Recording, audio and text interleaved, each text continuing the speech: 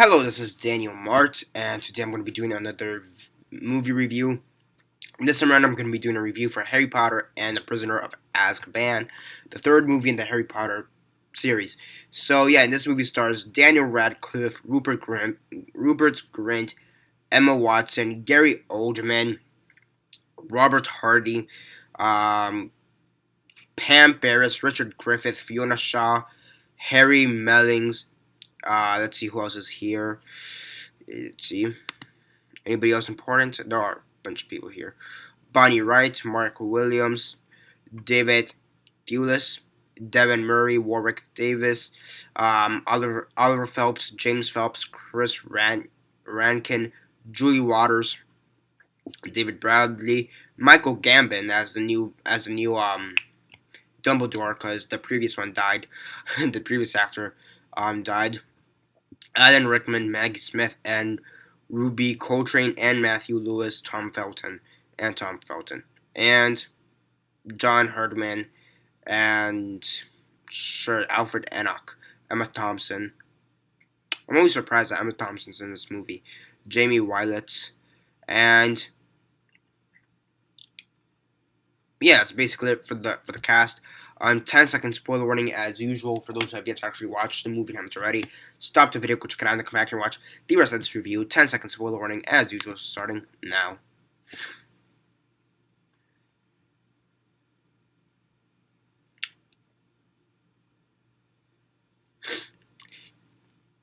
Okay, so 10 seconds are up. So for those who have yet to actually watch the movie and haven't already, please don't comment down below or be messaging me that I never gave you a fair warning, because as usual, I did.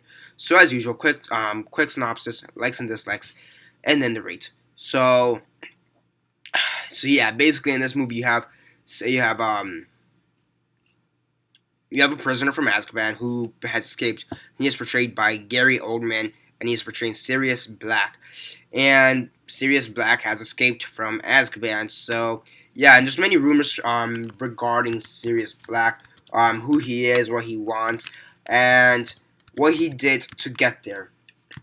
And the most prominent rumor, which many people find to be true, is that he supported Voldemort, and that he sold out Lily and James Potter, and that Voldemort then went on to try to kill the Potters, and we all know how that turned out. And yeah, now due to the fact that this guy escaped, many people think he's psychotic, and he's the first person to have ever escaped Azkaban. Nobody knows how he did it. Nobody knows how he did it. But many people think that the reason he did it is to try to go after Harry and kill him and finish what Voldemort started. And yeah, you have 6 o'clock. Sorry about that. And then you have Lupin, Professor Lupin, who is this new Defense Against the Dark Arts teacher. Gilderoy didn't really work out in the second movie, and the first movie that professor died. So now we have Defense Against the Dark Arts teacher number 3. Yeah, it turns out that this guy's a fucking werewolf. So yeah, and it also turns out that he knows who Sirius Black is, and then in fact that he used to be friends with Sirius Black. And yeah, and throughout this whole movie, you have the Dementors and stuff, and they're basically trying to figure out who. Throughout the whole movie, they're trying to figure out who Sirius Black is and what he wants. And yeah, it turns out that Sirius Black is actually a good guy. First off, that's the first thing. That's the first revelation, that he's a good guy. The second revelation is the fact that Lupin is a werewolf, and the third revelation is that Scabbers, who's Ron's rat or pet, he's Peter Pettigrew, and he's the one who sold the Potters out to Voldemort, and he's also the reason why Sirius Black went to jail. So yeah, and before that, many people thought they wouldn't call him a hero, because he was never a hero. They always thought he was scared. However, they always thought that in his last moments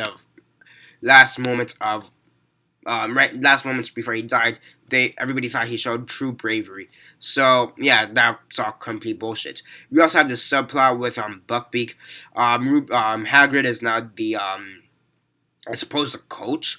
The what do you call it? The magical creatures teacher. and Buckbeak, who's a griffin. I believe that's the animal he is, or creature. He's a griffin. He attacks Draco, and now this griffin is sent to die. So now at the end of the movie, they have to try to figure out. After after this whole commotion, after they realize, after Harry, Ron, and Hermione figure out that Sirius Black is a good guy. If they figure out that Buckbeak is going to be executed, they need to figure out a way to save them both. The way they do that is by time travel. Hermione has this little time traveling device, and that's how she's been going to most of her classes.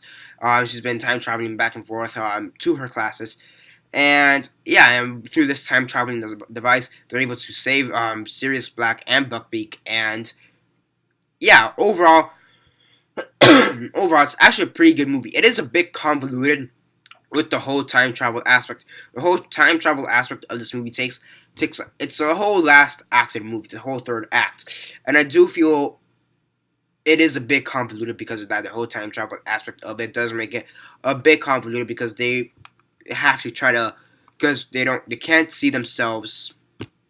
Yeah, they can't see their past selves, and they have to try to get everything into place because if one thing goes wrong, everything goes to shit. So that was a pretty interesting aspect. It was a bit convoluted, if I do say so myself. Yeah, I mean, I do like Sirius Black as a character. Pretty good introduction in this movie. Same thing with Lumpin. That was actually a pretty good introduction. I really do like how he fights off. At the end, they fight off because one of them is a werewolf. Lumpin's a werewolf, and the other one is an animaglius, I believe. Animaglius, and basically he could turn into a wolf. So that was pretty cool. We have a pretty cool fight scene between the wolf and the werewolf. So that was pretty cool. Peter Pettigrew, you fucking hate Peter Pettigrew in this movie. Like, you're supposed to hate him, so it makes sense. So I props to the actor. But yeah, you fucking hate Peter Pettigrew because of the stuff he did. You like, bro, what the fuck? Really, you sold him out to Voldemort, and he was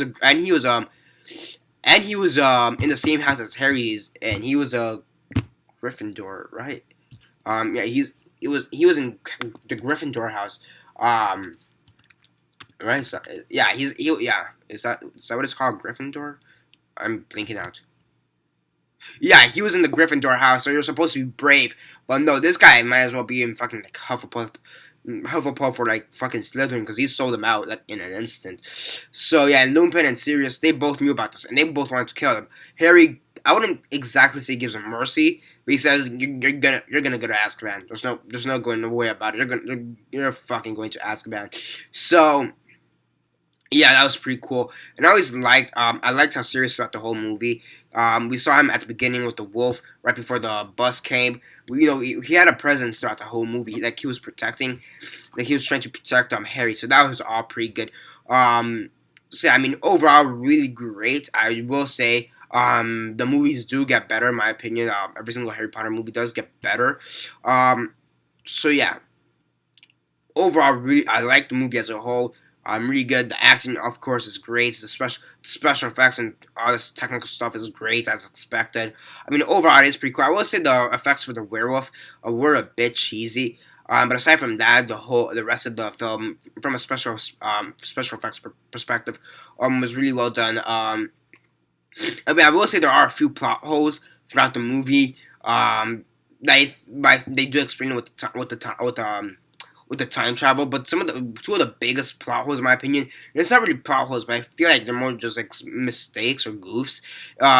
You see Hermione and Harry, they're walking down this like the tower from the hospital wing they're supposed to be walking down from the hospital wing to the ground level, and they do that like within 5 seconds. Like, I imagine it's gonna be at least 2 minutes to at least get down, unless there's an elevator. I expect it to be like a 2 minute walk, climbing it up and going back down. So yeah, aside from that small mistake, the rest of the film was pretty good. Buckbeak, he was fun. So yeah, I mean, he wasn't in the movie a whole lot, but he was fun. And I mean, he got to attack Draco and he didn't really die. So congrats. So yeah, I mean, Hagrid you obviously like. So yeah, now they have to go find another defense against the dark arts teacher. Defense against The dark arts teacher. What's the acronym for that? Let me type it out right now. Let's see. Defense against the dark arts. That the DATDA data. So yeah.